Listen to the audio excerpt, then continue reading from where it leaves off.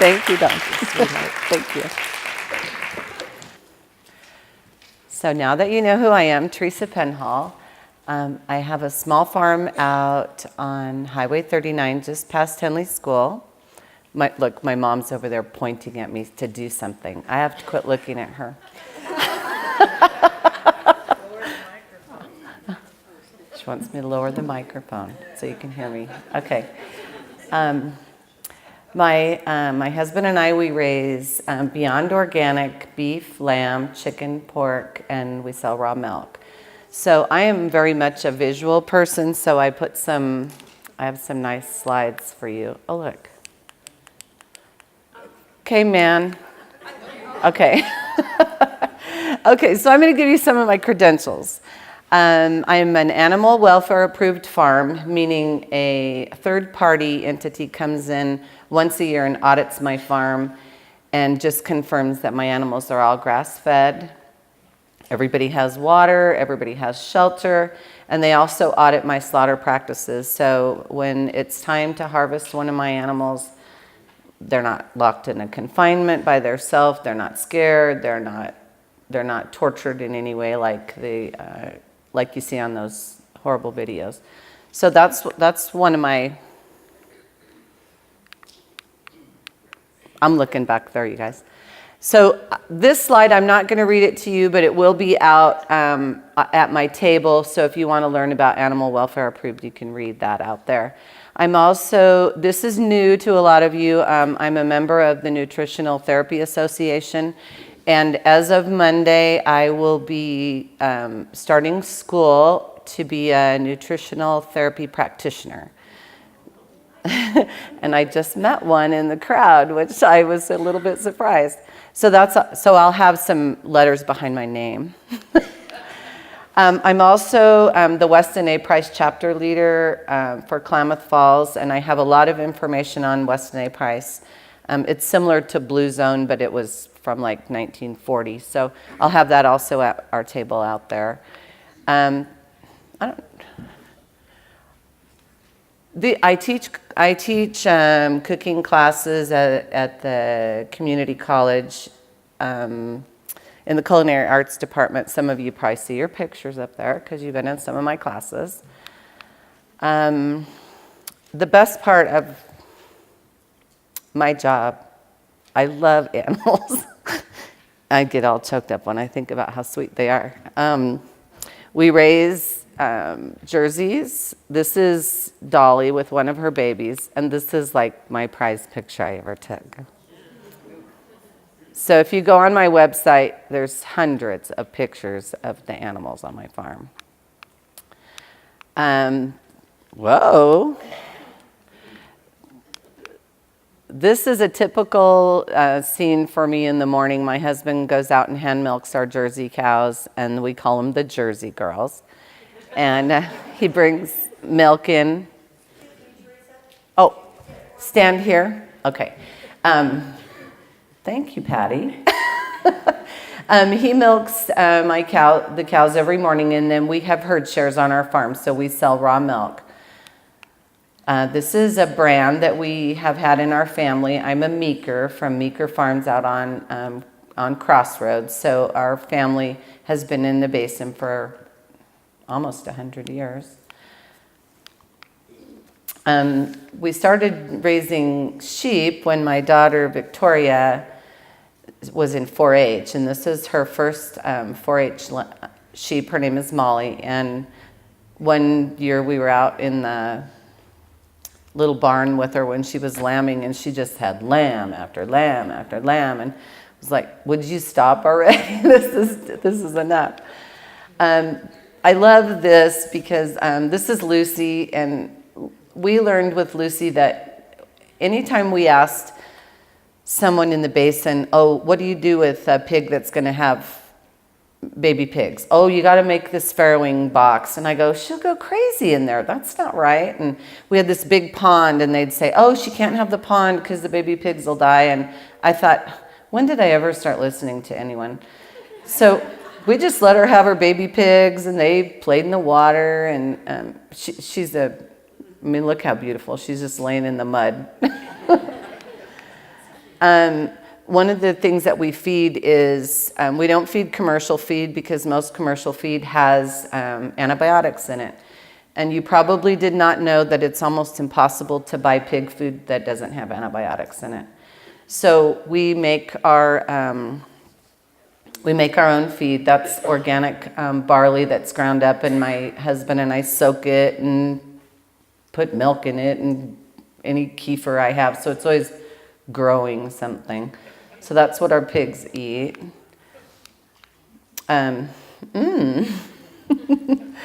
That's 3 pigs that we harvested and some hams.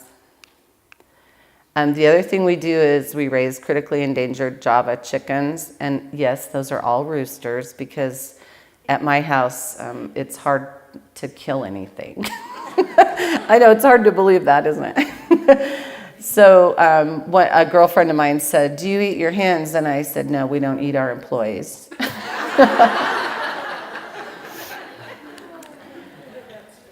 So a real controversial subject right now is vaccines.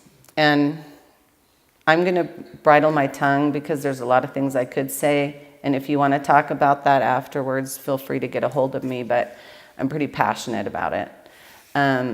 I don't vaccinate my children. I don't vaccinate any animals on my farm. Thank you. So when you eat meat from my farm, the first thing I want you to eat is the fat. That's the most healthiest for you.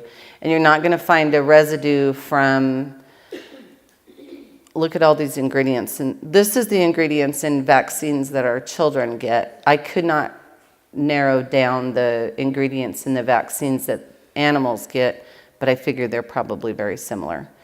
So you won't be eating any of this when you eat my beef, my lamb, my pork, my eggs, my milk. There's none of that in there. So the reason that I'm standing up here today is I want to teach you about your gut flora. And, probably 5 years ago, nobody talked about gut flora, but now everyone talks about gut flora. So I'll liken it to an aquarium that I have in my kitchen that has 5 goldfish in it. And my friend Sherry over here, she just can't even believe this. I have never changed the water in my fish tank, and I've had them in there for 5 years. And there's no poop on the bottom. I don't think they poop. I don't know where it goes, but it just is clean. I have to clean the sides off, but it's called homeostasis, is when everything is balanced. So that aquarium is balanced. If I were to change it, it would not be balanced anymore. And that's what happens to our gut flora is, I'll show you a little bit more on some different slides, but this is, I believe, the best book I have ever read. Natasha Campbell McBride, I've been to several of her conferences, and she is from the UK, and her son was diagnosed with autism when he was 2.5 years old. And she's a passionate woman. She went back to 2 different, I can't remember what her degrees are in, but 2 different college, degrees that she got. And she learned that autism is curable, and Western medicine says that it is not. As of the writing of this book, her son was about 10 years old, and he no longer has autism. So if you know someone that has a child that's autistic, this is a book that I would recommend. And then she just put this other book out, Put Your Heart in Your Mouth. So your gut flora, I want you to look at it like, look at your intestinal tract. It goes back and forth and back and forth. And actually, if we were to take your intestines and open them up and lay them out, they would be, this is hard to believe. From this opening to your last opening would cover a tennis court. Now you say, well, how does that work? Look at your filter in your heating system. You know, it goes like this. And that's because it wants to have more surface for the air to go through rather than if it's flat.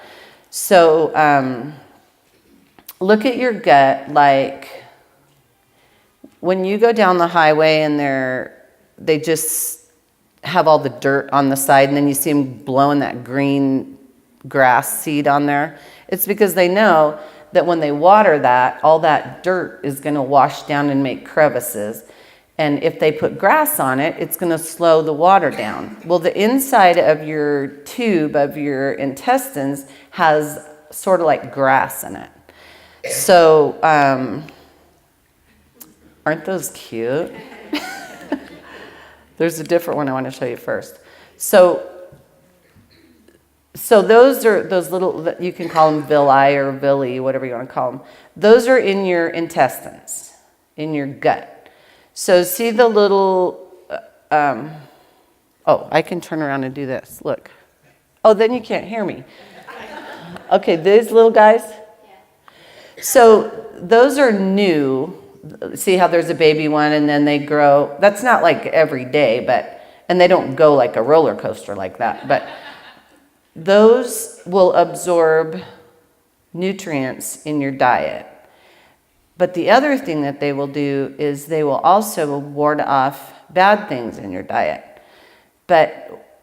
So you want them to be healthy.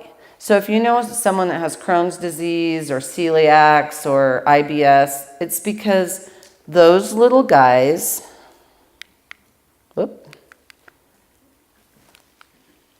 are like the little sick one. Something that they did, they took antibiotics, they took an antiviral, they had something happened to them, or they took something to mess up their gut biome. Like if I would put something in my aquarium, it would off balance everything. Now, sometimes if you think of like turf, like I was talking about your intestines, sometimes like somebody will bring their four-wheel drive through there and tear up the turf in your gut, like it might be probiotics or something. So if you have a friend maybe that has, I don't know, stomach cancer or something like that, it's because it may not be their whole gut, it might have just been a piece of it got messed up and it hasn't reproduced properly, and then something grabbed hold there. So what I'm hoping that you're getting here is that your gut is super important. All diseases begin where? In the gut. So I'll back up a little bit to Natasha Campbell McBride. She said that it used to be when you went to the doctor looked at, you had a general practitioner who looked at everything in your body. And now you go to the doctor and they do a scan and they send you to these specialists. And they don't really communicate back and forth very well. But women who have gut dysbiosis typically have emotional problems too. They may be suffering from depression. Schizophrenia is a huge one that is from gut dysbiosis. I'm not saying 100%, but it is treatable, it's curable. And not that you know, I have to disclose, don't quit seeing your doctor and listen to me or any of those things, but you just have to keep your gut flora in order. So this slide, I like this. We probably don't realize that there's good viruses and there's bad viruses. There's good bacteria and there's bad bacteria. And they really haven't identified all the bacteria in our gut. And something else just I thought of, skinny women have different gut flora than women who are overweight. So like we want to get their gut flora, you know, or something. And that's where they're saying, like right now, sometimes you'll hear people say, well, if you get your gut flora right, you might lose weight. Well, it's just that balance. We just have to balance ourselves out. So that little guy is showing good bacteria and bad bacteria. Just go ahead and read that.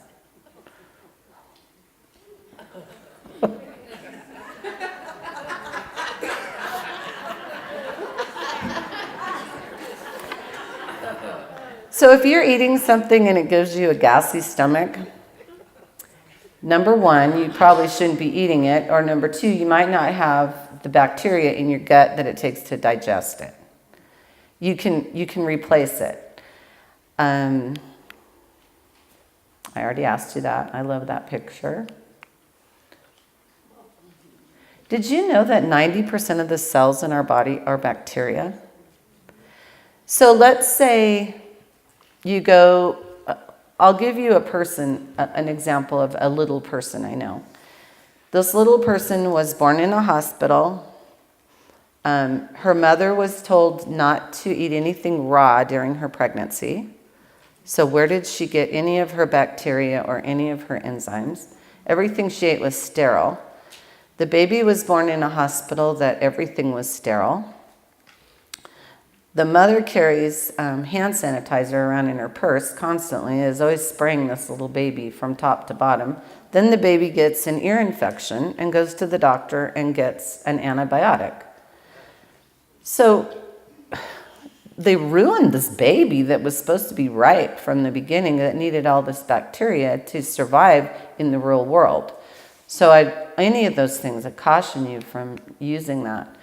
So this is a personal story for me. I'm not going to ask by a raise of hands, but I bet there's somebody in here that drinks wine.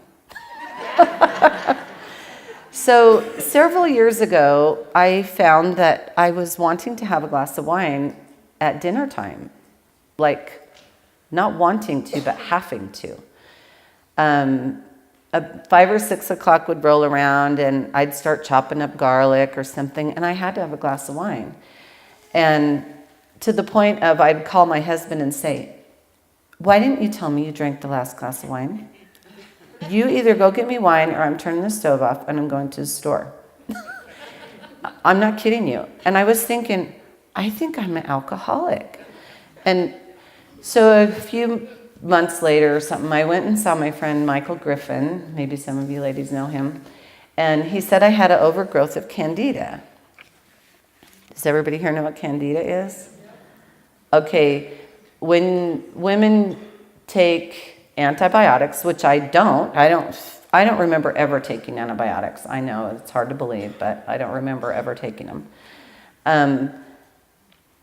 Or something else, so. And I don't eat sugar. So I was like, well, I can't have candida because I don't eat sugar. Wine is sugar. So candida is an overgrowth of Candida albicans, I think they call it. And it just means that my gut, there was an overgrowth of candida, and my healthy bacteria in my gut was not strong enough to kill that candida bacteria, or it's kind of a yeast, I think. A yeast. So, but it's probably a yeast bacteria. So let's look at it like that. So a lot of you would know it as like the yeasty beastie, you know? You've maybe had that where you're looking around for maybe a wire brush or something. So I don't have that, but I had it inside of me, growing in my gut. So, you used to go to the doctor and they'd say, oh, you have a yeast infection, and they give you a tube of that cream. Well, I had it growing inside of me, and you know what it likes for dinner? Wine. So I went on a candida cleanse, and I did some, lots of garlic and some other stuff that Michael gave me. And I didn't drink any wine. And after about 6 weeks, I was at one of my friend's house, and she offered me a glass of wine. And I thought, oh, I'm over this. I took the wine. I got it about this close to me. My body said, do not put that in your mouth. I had that gag saliva thing. So that one was pretty obvious. She just told me I'm a 10, like Bo Derek.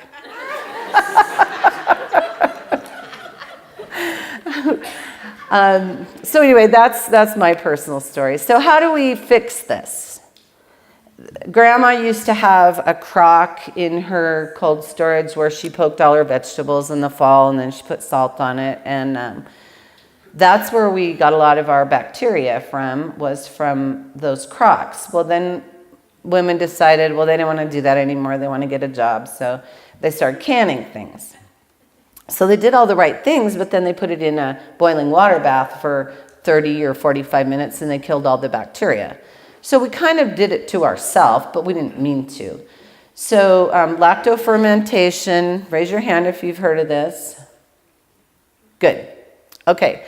So I have a farm store at my farm, and I can talk to you more about that at my table after the conference is over. I teach classes on how to make this in your own kitchen.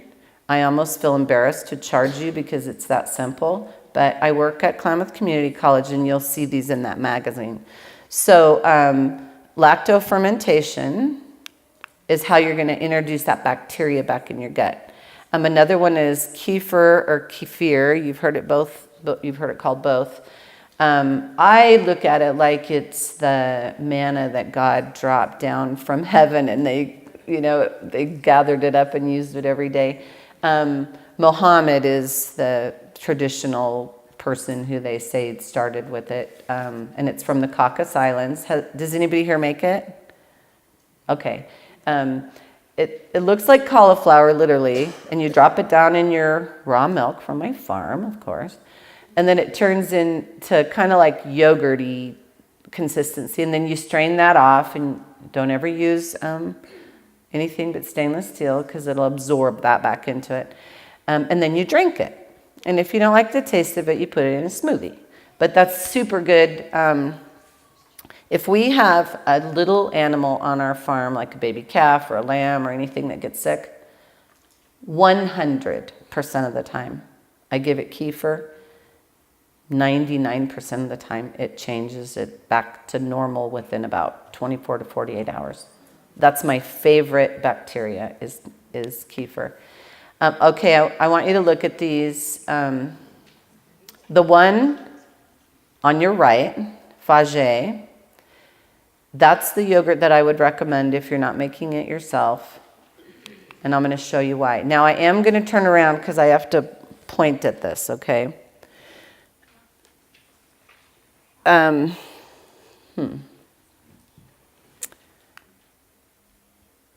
We don't care about calories. That's no thing. We like fat. The reason I don't ever want you to eat anything that doesn't have fat in it, well, I'll show you on the next one. Look at the carbohydrates in here, you guys. So this one is a 6 ounce, and this one is a 4 ounce. That's nothing. That's like 2 bites. Look how much sugar is in there. And that's not from the milk. That's from added sugar or added something. Look at the grams of protein in here. That's not very much. Sugars. Okay, I got to turn this on. These would be 3 good yogurts. The problem is they're all 0 fat. So I'm going to tell you how this works in your system. See, that they don't have any calories because they don't have any fat in them. No fat. But then you get down here, see the sugar? That's okay sugar because that's coming naturally from the milk.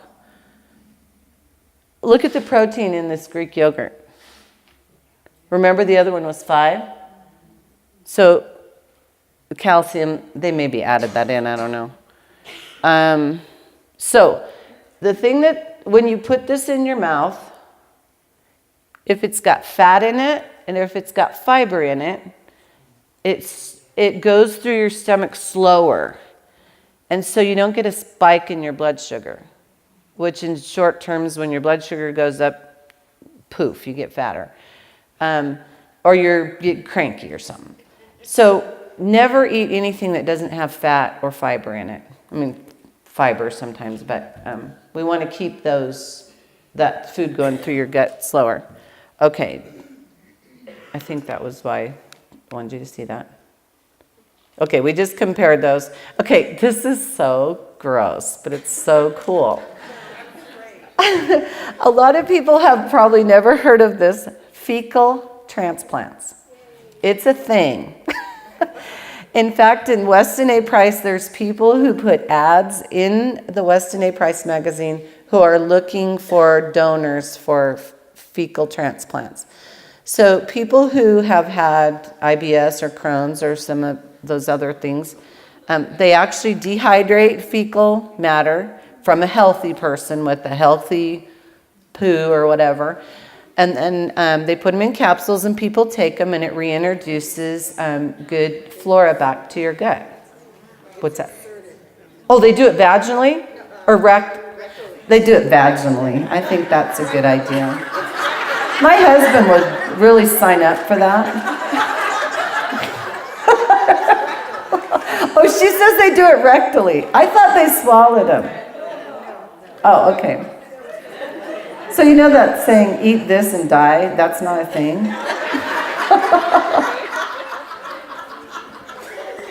Okay, well now that we're talking about vaginas, another thing that's just all over right now is babies that come through C-section. The first drink, I know you guys are all going to love this, the first little drinky that you had was your mom's vaginal fluid. Thank your mom if you have a good, healthy gut flora. So that's the first bacteria that goes into your gut. And then babies breastfeed and they get bacteria off mommy's boobies and all the things that they play with. And babies that are born with C-section don't have the privilege of getting that vaginal flora in their mouth. So what they're doing now is putting piece of gauze vaginally when mom's in delivery, and then after the baby's born, they wipe baby's eyes, baby's nose, baby's mouth, put some in the baby's mouth, and even downstairs they're putting it. So all that's coming in from different directions. If that doesn't tell you how important it is. Okay, let's see. What's my next one?